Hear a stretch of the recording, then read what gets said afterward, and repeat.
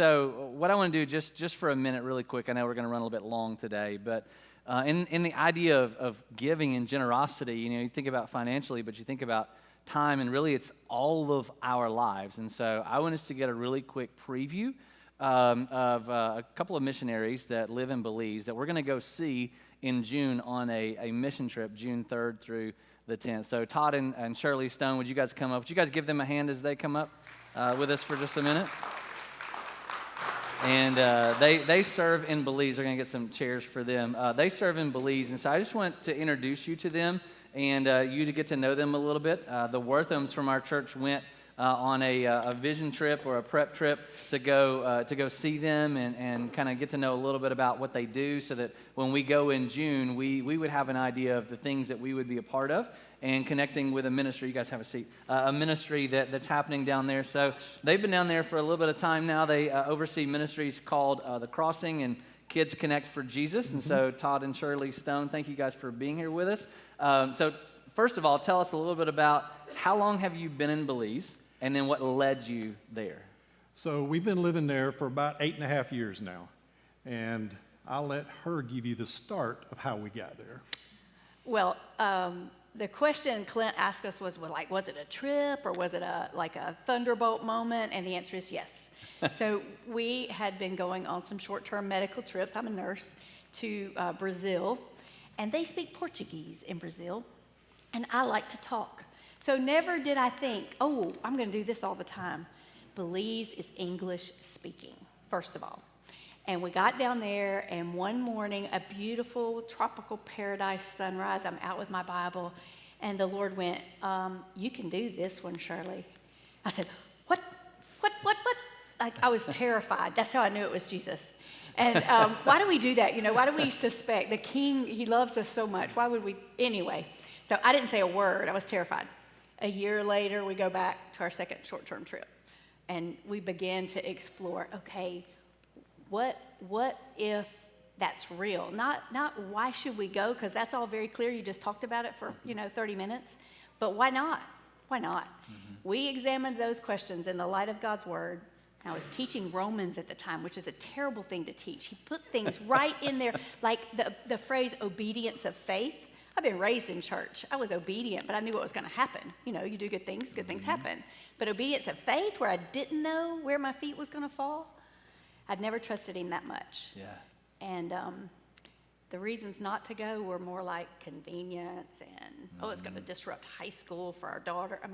So we just started saying yes to the next step and the next step and the next step. I'm not a preacher, but I could preach on your sermon this morning. We are a living testament to what you're talking about. Mm-hmm. We're not rich people. We didn't have a lot of money. Okay. And it became one of those things of how selfish were we being of not going. Mm-hmm. So when we finally said, okay, God, we're gonna say yes, but you got to open the doors. You got to show us how. Yeah. I drew my last paycheck at the end of February 2014, and I can honestly say I've got more money in my bank account today than I did then. Wow. And we're self-supported. We don't get a paycheck from our organization we work with. We volunteer. So, but God has been faithful in everything. Wow. Through his church. Absolutely. Through people. Like, you pour your life out in your local church, and then you're recipients of those blessings. Absolutely. Obedience. Yeah. That's the amazing. Like, God says, you go, and I'll keep putting in your hand what you need to live out my purpose. Yeah, because I'm a smart guy. I couldn't figure out how that was going to work. Yeah. And guess what? It won't. Yeah, you can't figure it out. It never works out on paper, does it? No, heck no. So I love that idea of just faith and obedience, and that what you said. Like, we trust him for tomorrow because we can see the money in our account, but trusting him where I don't know, the unknown, is what are you going to ask of me, take from me, cause me to do? But you would attest that you've received blessings, obviously financially, but you've received other blessings of, I got to be a part of this and see this. Yes, absolutely. Yeah, tell us a little bit about, like, in the women's ministry you do there and the kids camp, what you do, and then what kind of blessings you've seen in ministry you've seen happen. The one thing that we have really seen, and going back to the same place, and that's kind of what our ministry is founded on, you keep coming back, and you start building those relationships. We've been there for 8.5 years. We have finally got to the point where we have gained favor of the locals. They're very untrusting, and they're very untrusting of Americans because Belize had a lot of missionaries come and go. And the saying is, if you don't like what the missionary's teaching, hang on, he'll be gone in about 18 months. Oh, wow. So they're very untrusting of you. But it has taken us a long time, and discipleship is a long game. It's not something you do in 1 week and you're done. Yeah.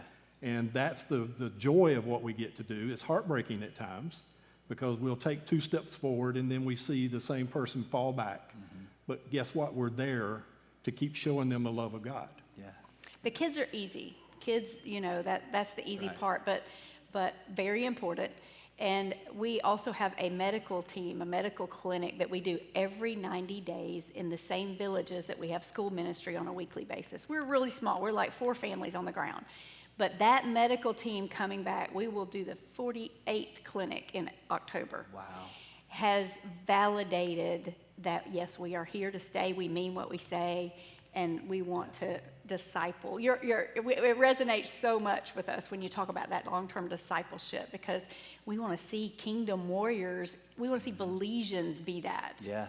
And that's not a short-term Right. kind of thing. That's awesome. And you can only do that because of God's blessing and resources Absolutely. through his Sure. people and through his church to say, I'm going to give you the passion, you're going to walk in obedience, and I'm going to bring the resources so you can live there long-term to see their lives change. So then, like you said, they can go back and lead their families and friends to faith as Absolutely. well. You mentioned women. So Bloom, you have a ministry called Bloom. So we have been gifted. This is how you know sometimes it's the Lord, it's not your plan. 42 acres with a home that was a children's home. So it's set up beautifully for apartments.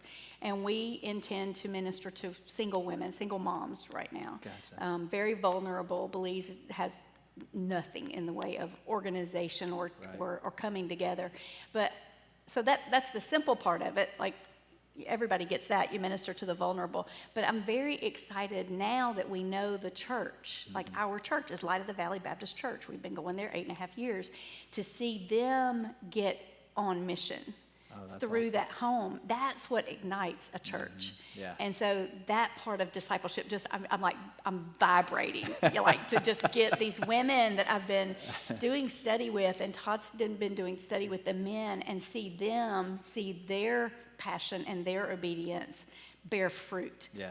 And then That's kingdom warriors all over. So you mentioned several different opportunities, and so we're going, coming to see you guys June 3rd through the 10th. Yep. We're bringing several from our church, and we want as many of can go, and we'll lay out the plans of what that looks like. And you guys are going to be outside at the tent after for people to ask questions, pick up a flyer to learn more about what that trip looks like. But you mentioned, kids and women and medical, so it seems like there's something for everybody to be able to go. And then I know your heart is for families to go. Can you tell a Yes. little bit what you told me we were talking earlier about your kids going, then you guys going on a mission trip and why it's important? Yeah, most churches, kids get to go when they become youth. They go on a mission trip.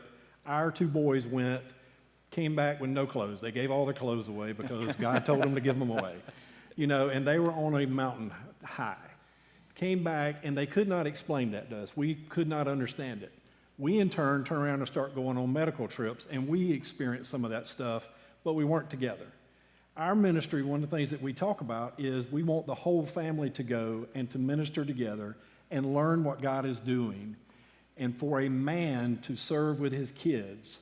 Nothing against women, but for a man to serve with his kids, and I got to tell you what it shows the Belizean culture, because the man is not very religious.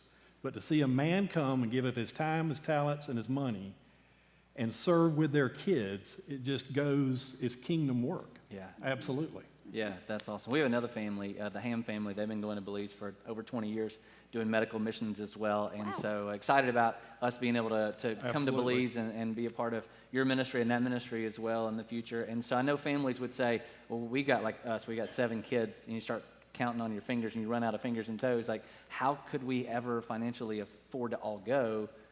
And you've attested, I've said, God will make a way, The answer is right? you can't. Yeah, You can't figure it out. that's right. I did it. When she first started going, the first time she went on a trip, I stroked the check and I felt good. Yeah. She came back, she said, I'm not going again unless you go with me. And I'm like, that's a big nut now. And I remember sitting down with our missions pastor, and I said, I can't figure out. We were finally at a point in our lives where we were giving above our tithe. We were actually helping other people go on trips. And I said, I can't imagine God would tell me to stop doing that. And Bobby looked at me and he just said he wouldn't, and literally got up and walked out of his office. No help. And I sat there for about 10 minutes. He walked back in. He said, you're still here. I said, Bobby, that math don't add.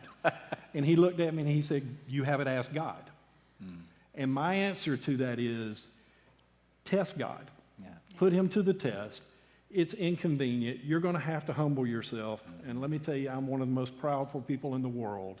And to have to ask people to help support us, we had to do that when we were taking 4 people on a mission trip. Yeah. And I would tell you, test him. And it may wind up being that all 7 of you can't go, Right. but God will provide for who needs to go.